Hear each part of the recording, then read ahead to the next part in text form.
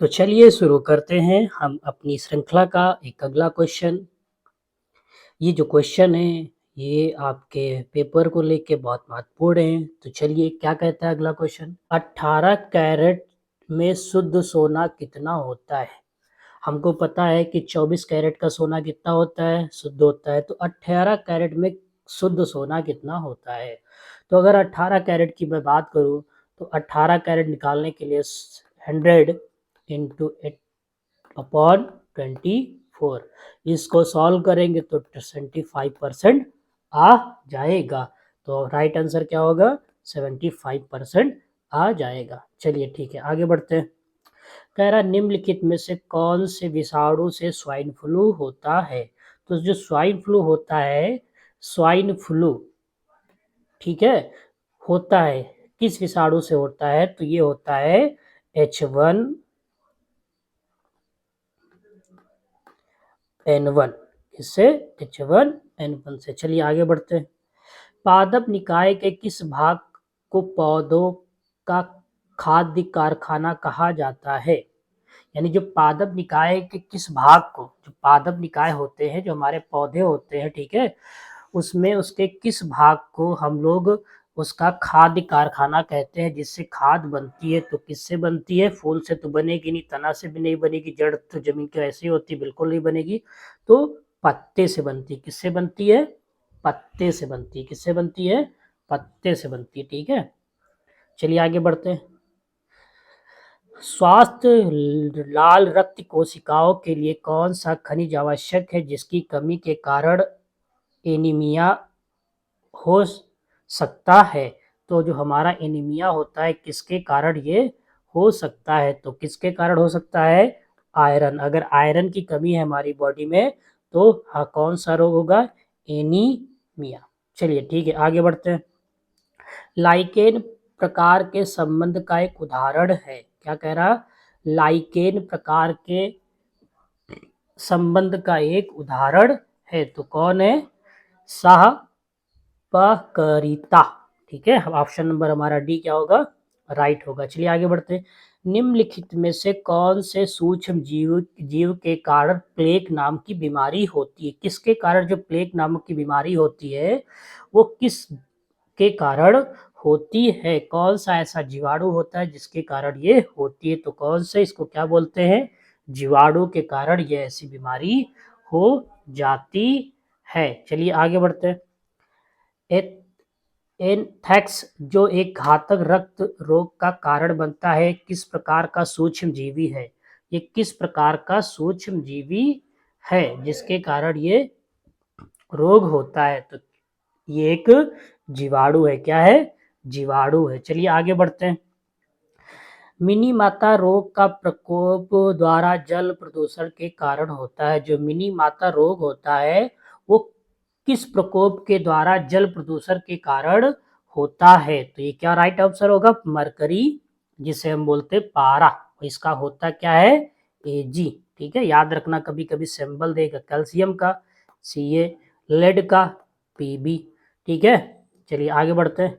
कोशिका का शक्ति ग्रह पावर हाउस है। कोशिका का जो शक्ति ग्रह होता है, वो जो पावर हाउस होता है, उसे सूत्र कणिका कहते हैं। क्या कहते हैं? सूत्र कणिका कहते हैं। चलिए आगे बढ़ते हैं।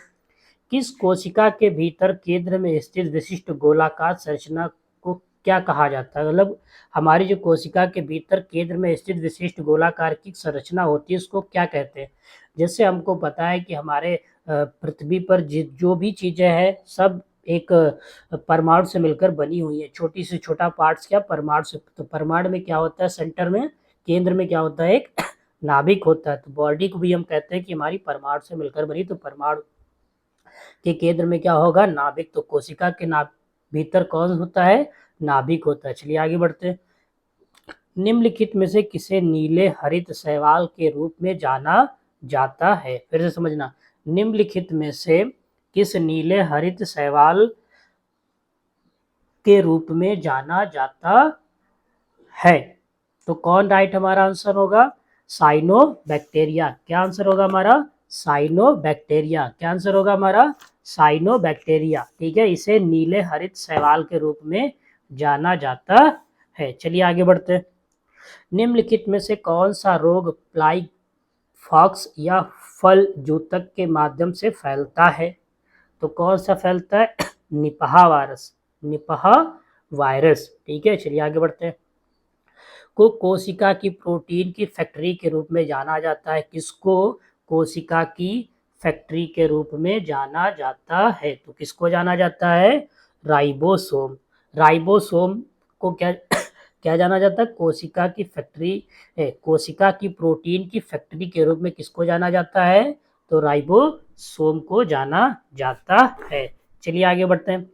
निम्नलिखित में से कौन काला आजार रोग के लिए रोग वाहक के रूप में कार्य करता है?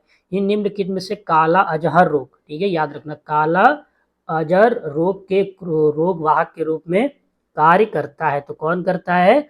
हमारा जो बड़ी मक्खी होती है सैड फ्लाई, वो क्या करती है? रोग वाहक के रूप में कार्य करती है। मस्तिष्क का कौन सा हिस्सा लार, स्त्रवण तथा रक्तचाप जैसी आवैच्छिक कोशिक क्रियाओं को नियंत्रित करता है? तो कौन नियंत्रित करता है? तो कौन नियंत्रित करता है? मज्जा नियंत्रित करता है। चलिए आगे बढ़ते हैं। कह रहा है निम्नलिखित में से कौन सा संक्रमणशील रोग का एक उदाहरण है? ये टाइप करने में थोड़ा दिक्कत हो गई, गलत हो गया। तो निम्नलिखित में से कौन सा संक्रमणशील रोग का एक उदाहरण है? संक्रमणशील रोग का एक क्षय रोग है, कैंसर है, सूखा रोग है, कि हमारा मधुमेह रोग है? तो हमारा राइट आंसर क्या होगा? क्षय रोग। क्या होगा? क्षय रोग। क्षय रोग की पहचान क्या होती है? अगर कोई छींक रहा है, खांस रहा है, और ये रोग फेफड़ों में होता है, ठीक है, और ये बैक्टीरिया के कारण हो जाता है। चलिए आगे बढ़ते हैं। निम्नलिखित में से किस रोग में लाल ग्रंथिकाओं की सूजन के लक्षण दिखते हैं? मतलब किस रोग के कारण जो लाल ग्रंथियों की होती है उसमें सूजन के लक्षण दिख जाते हैं? किस है? तो कंठमाला। किसके कारण? कंठमाला के कारण गाल कंठ रोग। ठीक है, आगे बढ़ते हैं। माइकोस्कानाशी एक पौधा नाशक पौधा है। मतलब माइकोनाशिक, ठीक है, से प्राप्त एक पौधा नाशक पदार्थ है। थोड़ा आगे पीछे हो गया तो कौन होगा? इसका राइट आंसर हमारा कौन होगा? तो कौन होगा? कवक होगा। कौन होगा? कवक होगा। चलिए आगे बढ़ते हैं।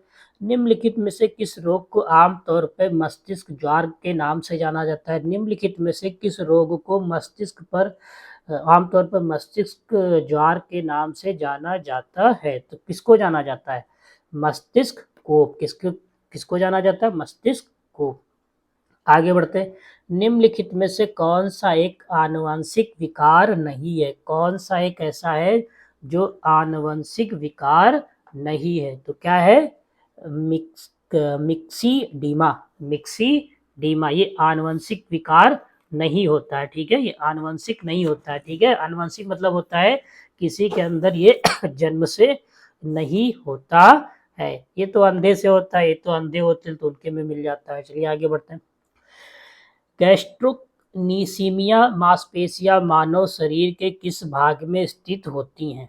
ठीक है, याद रखना, जो गैस्ट्रोनीसिमिया मांसपेशी होती है, वो जो मनुष्य होता है उसके शरीर के किस भाग में स्थित होती? तो ये निचली टांग में होती है। किस में होती? निचली टांग में होती है।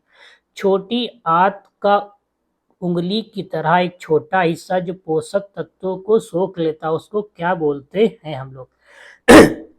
छोटी आंत का उंगली की तरह एक छोटा हिस्सा, जो हमारी उंगली होती है, छोटी आंत का एक छोटा सा हिस्सा होता है, जो पोषक तत्व होते हैं जो हमारे शरीर को पोषण देते हैं, उनको क्या कर लेता है? सोख लेता है। तो उस भाग को हम लोग क्या बोलते हैं? वेली बोलते हैं। क्या बोलते हैं? वेली बोलते हैं। चलिए आगे बढ़ते हैं।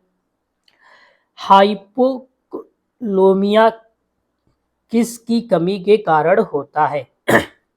जो हाइपोलोमिया है वो किस कमी के कारण होता है? तो ये सोडियम की कमी के कारण, सॉरी हाँ, सोडियम की कमी से कारण होता है। ठीक है, ये हमारा सोडियम होगा। क्या होगा? सोडियम के कारण होगा। किसके कारण? सोडियम के कारण होता है। किसके कारण होता है? सोडियम के कारण होता है। चलिए आगे बढ़ते हैं। बच्चों को होने वाला बौनेपन का रोग किसकी कमी के कारण होता है? जो बच्चे होते हैं उनमें जो बौनेपन का रोग होता है हो जाता है, वो किसकी कमी के कारण होता है? ऐसा कौन सा हार्मोन है जो बच्चों में विकसित नहीं हो पाता है, जिससे वो बौने रह जाते हैं? तो उसका नाम क्या है? थायरोकिसन हार्मोन। ठीक है, चलिए आगे बढ़ते हैं। पोलियो टीके के लिए नैनो पिच का आविष्कार किसने किया था? जो पोलियो का टीका लगता है वो नैनो पिच का जो आविष्कार है किसने किया था? तो मार्क कैडल ने किया था। किसने किया था? मार्क कैडल ने क्या किया था? उसका आविष्कार किया था। क्या किया था? उसका आविष्कार किया था। लेकिन जो उसमें वैक्सीन लगती है, जो वैक्सीन लगती है उसका खोज किसने की थी? अगर हम इसकी खोज की, वैक्सीन की खोज की बात करें, किसकी? वैक्सीन की खोज की बात करें, वैक्सीन की खोज तो किसने की जी? Jonas Salk. किसने की थी? जोनस साल्क ने। तो याद रखना ये चीज पूछेगा, पोलियो टीके के लिए नैनो पिच का आविष्कार किसने किया था? तो मैनो कैंडल। और इसकी वैक्सीन को किसने खोजा था? जोनस साल्क ने खोजा था। चलिए ठीक है, आज के लिए इतना ही। जय हिंद, जय भारत।